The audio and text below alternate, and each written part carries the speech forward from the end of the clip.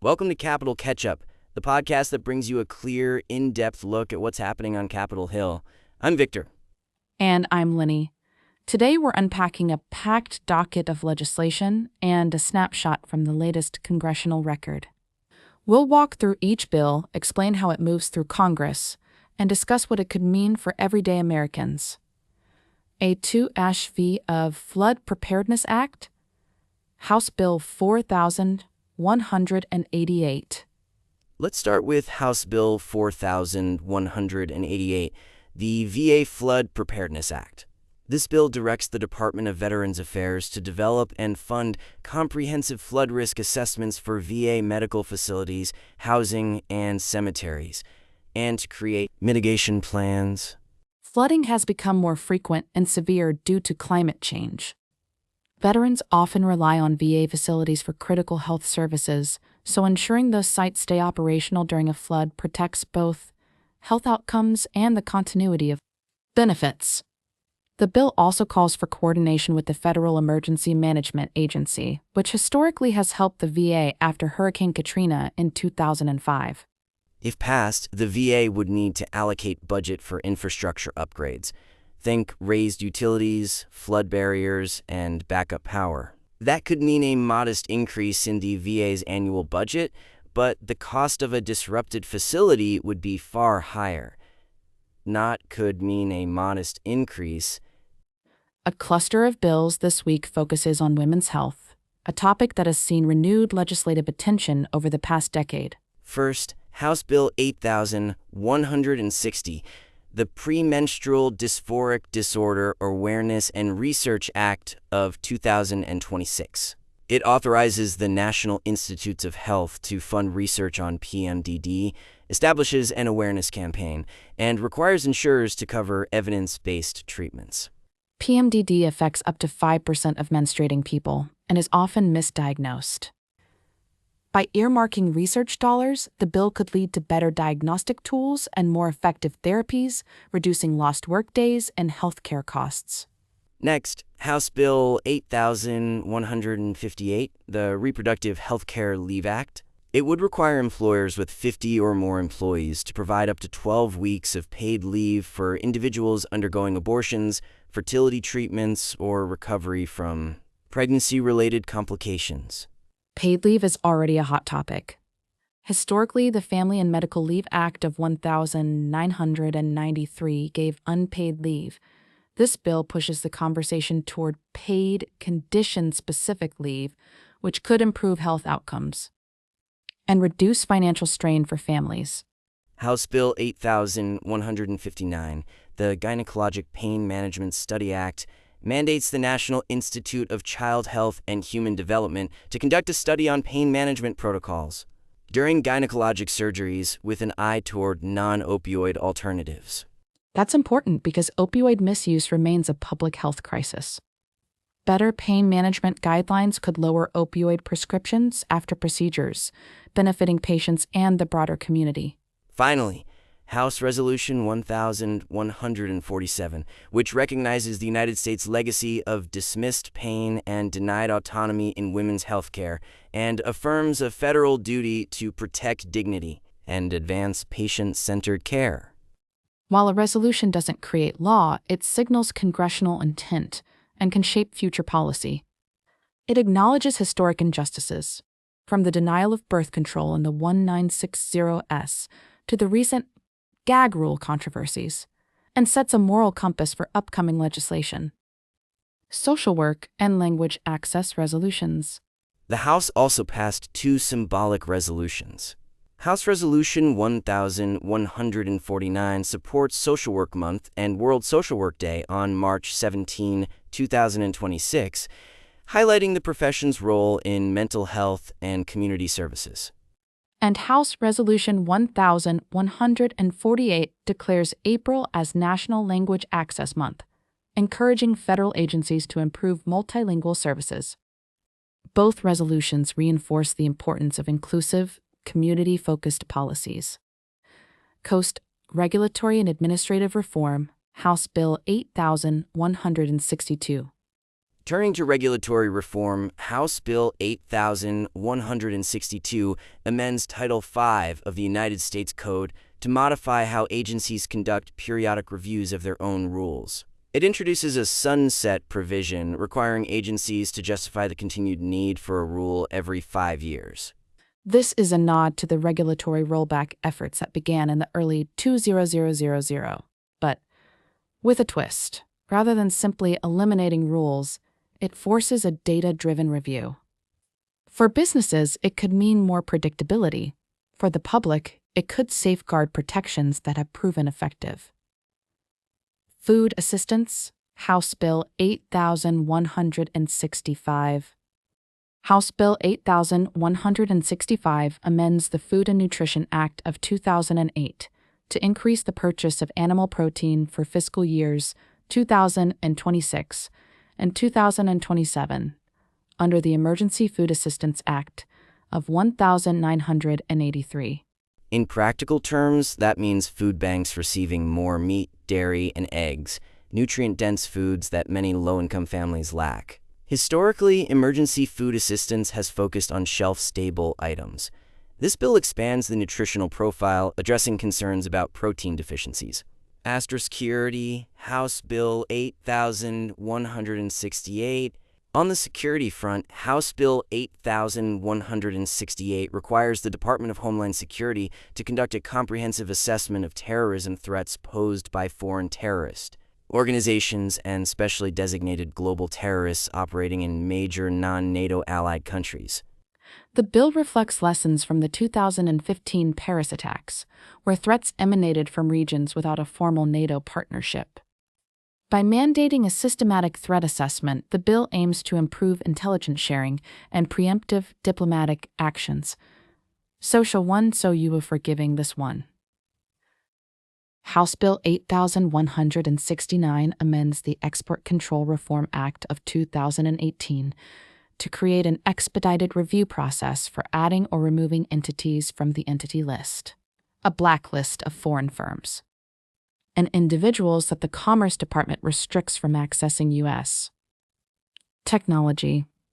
Faster decisions could protect national security by quickly cutting off supply chains to hostile actors, but critics warn it could also disrupt legitimate business relationships if due process is rushed. The bill tries to balance speed with oversight by requiring a post-decision review within 30 days. Cover tax-exempt status, House Bill 8166 others. House Bill 8166 targets tax-exempt organizations that receive contributions from citizens or nationals of foreign adversaries. It would deny 501 status to any nonprofit that knowingly accepts such funds.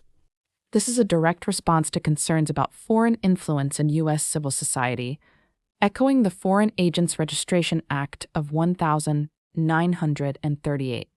By tightening the tax-exempt shield, the bill aims to prevent adversarial money from shaping policy or public opinion through charitable channels. Child support and health plans, House Bill 8164. House Bill 8164 amends the Public Health Service Act and Title V to require group health plans, insurers, and the Federal Employees Health Benefits Program to honor medical child support orders. Court-issued mandates that a parent's health insurance cover a child's medical expenses. This could close a gap where children sometimes fall through the cracks when a parent's employer-provided plan doesn't recognize a court order. It aligns health coverage policy with family law rulings, ensuring children receive needed care. Not risky Medicare provider payments. House Bill 8163. House Bill 8163 amends Title XV8 of the Social Security Act to ensure stability for Medicare provider payments. It establishes a payment stability fund that smooths out fluctuations caused by rapid changes in utilization or policy. For doctors and hospitals, predictable payments mean fewer surprises in cash flow, which can affect staffing and service availability, especially in rural areas where Medicare is a primary payer. Diplomatic Reserve Corps, House Bill 8167. Finally, House Bill 8167 amends the Foreign Service Act of 1980 to create a diplomatic reserve corps, a pool of retired diplomats and foreign service professionals who can be called upon during crises, natural disasters, or large-scale diplomatic initiatives. Think of it as a reserve, similar to the National Guard, but for diplomatic expertise. It could speed up response times in emergent situations, leveraging seasoned negotiators without the need for lengthy Senate confirmations. Asterisk Congressional Daily Record, March 30, 2026. The Congressional Record for March 30, 2026, Volume 172, No. 60-E, gives us a behind-the-scenes look at the House's activities. Speaker pro tempore Mike Herodopoulos opened the session with a prayer. Then the House approved the previous day's journal and recited the Pledge of Allegiance. A notable procedural move was Representative Ayanna Pressley's motion, signed by 200 members, to discharge the Committee on Rules from a resolution that would require the Secretary of Homeland Security to designate Haiti for temporary protected status. Discharging a committee means the full House can consider the measure directly, bypassing the usual committee markup.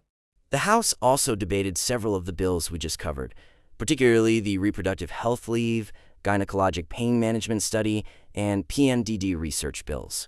Executive communications from the Medicaid and CHIP Payment and Access Commission, the State Department, and HHS were referred to their respective committees, illustrating the routine flow of agency reports into legislative oversight. The session adjourned until Thursday, April 2, 2026, at 8:30 a.m., giving committees a few days to fine-tune the language before the next floor vote. For listeners who aren't familiar, here's a quick rundown of how a bill like House Bill 8158 becomes law. First, a member introduces it. It's assigned a number, in this case 8158, and sent to a relevant committee, often the Ways and Means Committee, for leave-related legislation. The committee holds hearings, may amend the text, and then votes to report it back to the full chamber. If the House passes it, the Senate repeats the process. Any differences are ironed out in a conference committee. Finally, the bill goes to the President for signature or veto. Resolutions, like House Resolutions 1147, 1148, and 1149, follow a similar path but don't require Senate approval or the President's signature. They express the sentiment of the House alone. And a discharge petition, like the one Pressley filed, is a tool to force a vote on a measure that's stalled in committee, provided a majority of House members sign on. Implications for everyday Americans. So, what does all this mean for you, the listener? The VA flood preparedness measures could keep veteran hospitals open during storms, protecting health services when they're most needed. The women's health bills could expand access to care, reduce financial strain, and improve pain management practices, directly affecting millions of women and families. The regulatory review reforms aim to make government rules more transparent and accountable, potentially easing compliance burdens for small businesses. Increased animal protein purchases and food assistance programs could improve nutrition for low-income households, while the Child Support Health Plan requirement safeguards children's medical needs. On the security side, the terrorism threat assessment and expedited export control reviews are designed to keep the nation safer, which indirectly benefits every citizen. And a diplomatic reserve corps could mean faster, more effective diplomatic responses in crises, protecting American interests abroad. Asterisk Watch List Summary. Keep an eye on the progress of the Reproductive Healthcare Leave Act, House Bill 8158, and the Premenstrual Dysphoric Disorder Awareness and Research Act, House Bill 8160. Both have bipartisan co-sponsors and are slated for committee votes next week. Also, watch the Senate's response to the regulatory reform bill, House Bill 8162, and the Export Control Acceleration Bill, House Bill 8169. Those could face amendments in the Senate Commerce Committee. Finally, the Temporary Protected Status motion for Haiti, currently being discharged from the Rules Committee, may surface in a floor debate soon, an issue with humanitarian and immigration implications.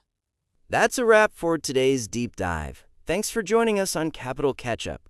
Stay informed, stay engaged, and we'll be back with more analysis next time.